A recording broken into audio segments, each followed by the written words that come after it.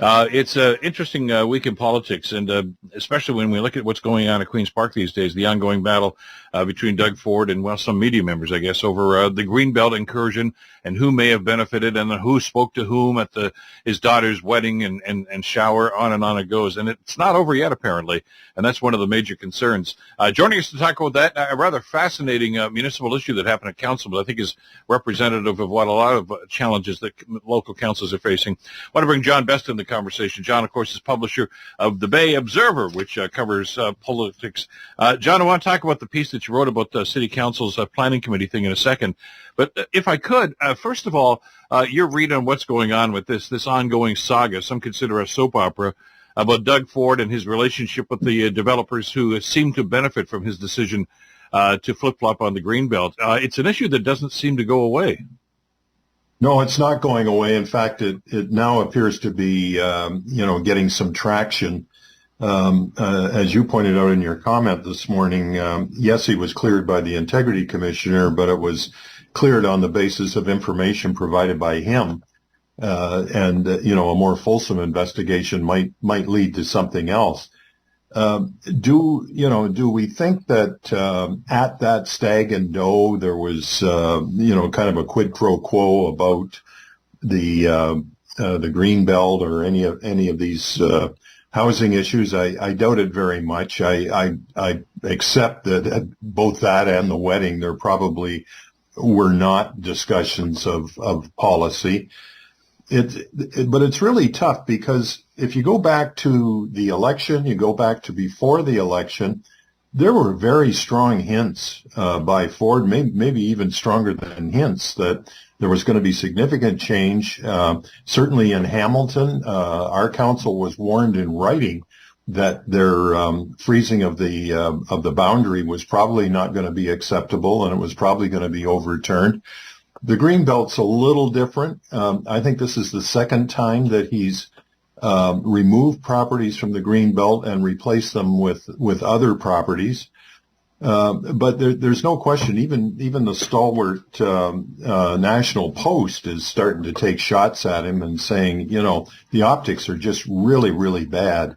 These relationships with developers, and you put the two together. If you've got close relationships with developers, and then you suddenly get a loosening up of regulations around housing, it gets really hard to say that there's nothing to see here.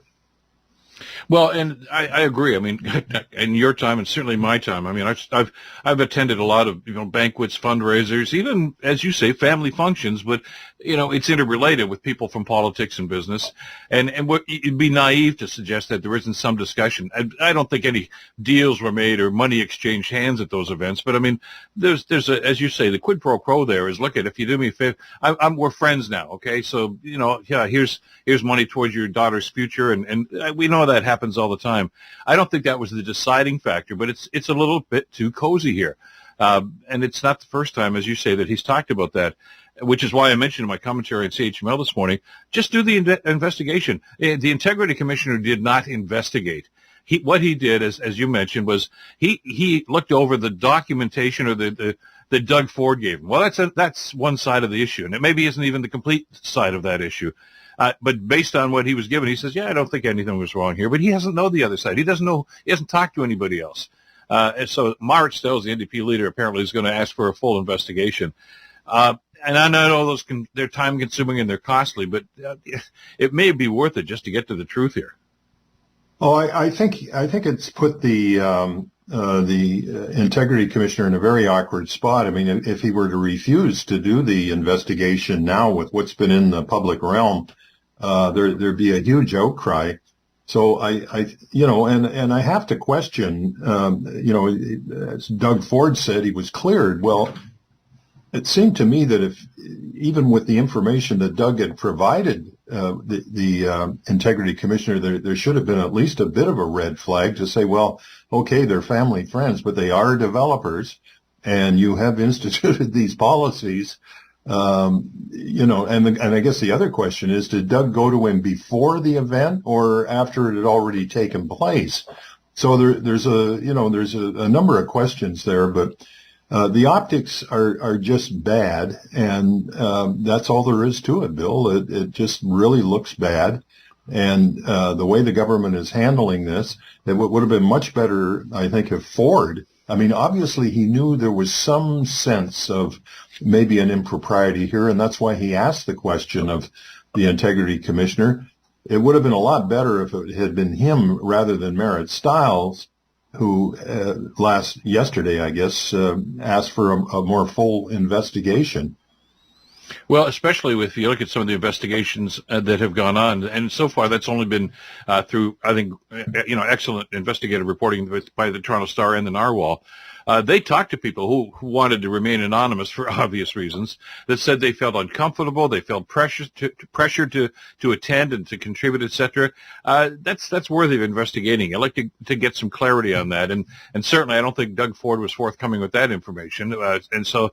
It behooves the integrity commissioner to, I think, look a little deeper into this. And I know that we're going to get an auditor general's report on this in the not too distant future. But again, the AG their reports are done without consequence. They expose numbers and facts, etc., like that. But I think we need something a little more substantive. Yeah, and I guess if there's any good news, because this thing really has blown up on Ford, it's that it's in the first few months of his new mandate, and I think the smart thing to do would be to get this behind him, even if that means doing a bit of a mea culpa. I mean, these kind of fundraisers, I mean, this is a little different as Stag and Doe, but I can remember with the Liberal government, they used to send ministers out to cocktail parties in the various ridings, and the expectation was that major donations were made, and that was in the McGuinty-Wynne era.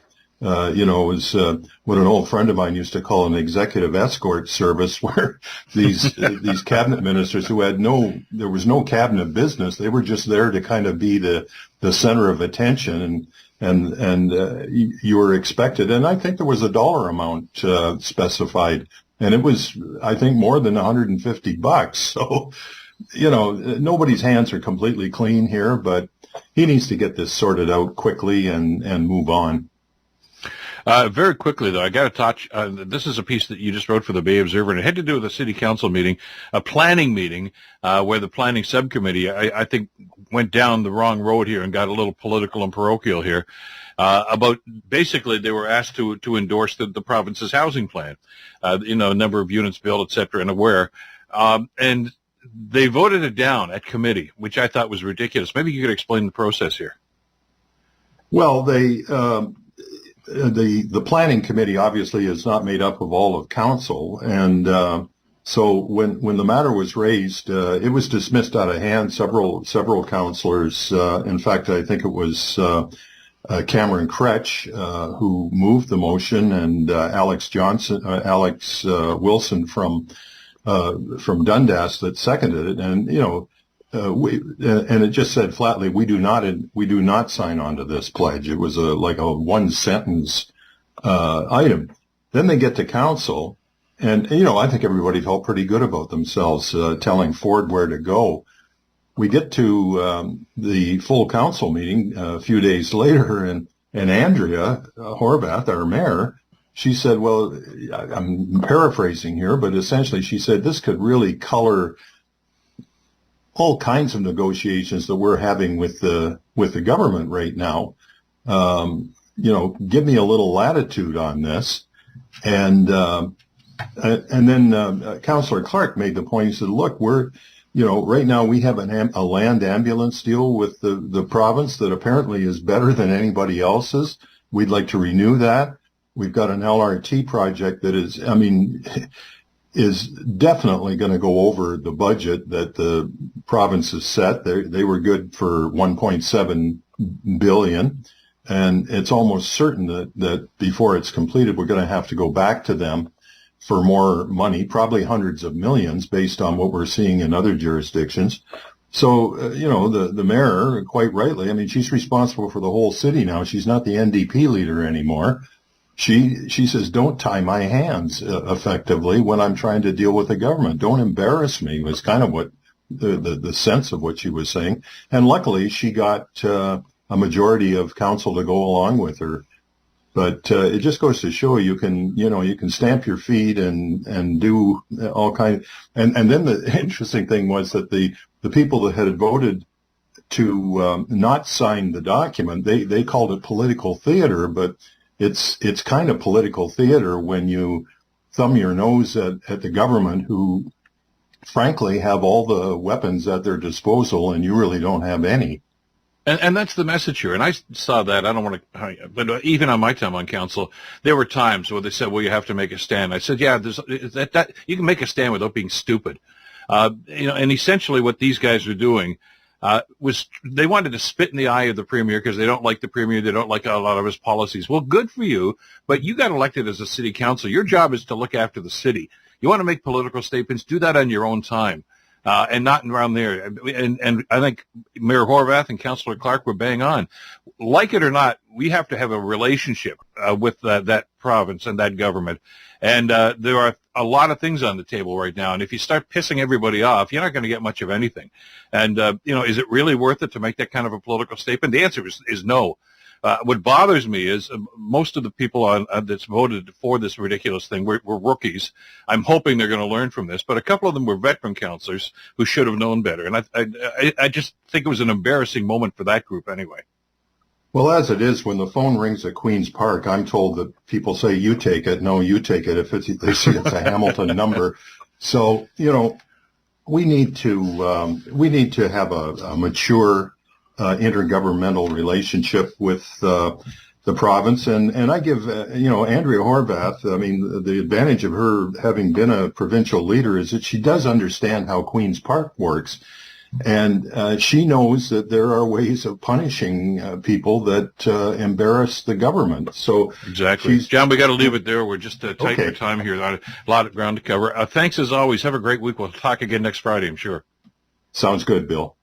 Take care. John Best from the Bay Observer. Back